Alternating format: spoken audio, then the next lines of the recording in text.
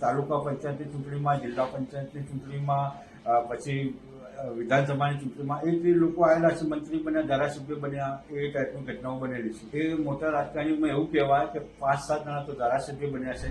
રાજકારણીઓ વિશે બોલતા વ્યક્તિ મુકેશ પટેલ છે, જે એવા મંદિર વિશે વાત કરી રહ્યા છે જ્યાં સરપંચથી લઈ સાંસદ બનવા માટે નેતાઓ માથું નમાવવા આવે છે, જ્યાં ટિકિટ અને મંત્રી પદ માટે શનિદેવને માનતા માનીને ચિઠ્ઠી લખે છે.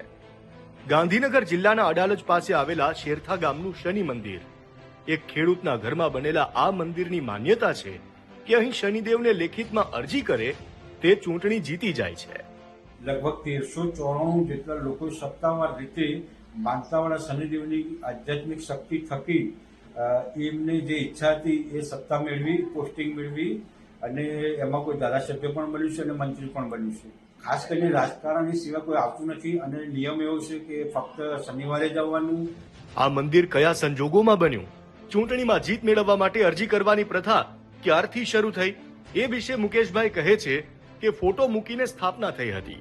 તારીખ 6/9/2007 રોજ શનિદેવે મને એવી પ્રેરણા આપી કે આ તું મૂક અને મારું નામ માનતાવાળા શનિદેવ, અને હું તમારા નિવાસ સ્થાને બિરાજમાન થઈશ. એ તારીખ 6/9/2007 દિવસે અમે માનતાવાળા શનિદેવ તરીકે એક તસવીર એટલે કે ફોટો મૂક્યો. લોકોના આ વાતની ધીરે ધીરે સોશિયલ મીડિયાને બીજી રીતે ખબર પડી એટલે પછી લોકો પોતાની માનતા પૂરી કરવા આવ્યા અને પછી આ સિલસિલો આગળ વધ્યો. અમે મુકેશભાઈને સવાલ કર્યો કે અત્યાર સુધીમાં કયા કયા નેતાઓ અહીં દર્શન તેમજ અરજી કરવા આવ્યા છે. એટલે જાન્યુઆરી 2008નો સમય હતો, શિયાળાનો દિવસ હતો અને રાત્રે 11 વાગે લગભગ સુઈ જવાની તૈયારી કરતો હતો અને કોઈ ભાજપના કાર્યકરે મારો ઘરનો દરવાજો ખખડાવ્યો. મેં ખોલ્યો તો હું આશ્ચર્યચકિત થઈ ગયો કે એ ભાઈની સાથે આપણા માજી મુખ્યમંત્રી કેશુભાઈ પટેલ પણ હતા. તો કે દર્શન કરવા શું જાય છે? તો કેશુભાઈ અમને કંઈક એવું કીધું કે હું જ્યોતિષમાં બહુ માનતો નહીં પણ દર્શન કરવાનું તો વાંધો નહીં. તો એ અચાનક આવ્યા. મુકેશભાઈનો દાવો છે કે વર્ષ 2017માં ગાંધીનગર દક્ષિણ બેઠકના ધારાસભ્ય શંભુજી ઠાકોરે અહીં અરજી કરી હતી અને વિજેતા થયા હતા. જોકે શંભુજી ઠાકોરે ખુલાસો કરતા કહ્યું કે હું ચૂંટણી સમયે માત્ર દર્શન કરવા ગયો હતો.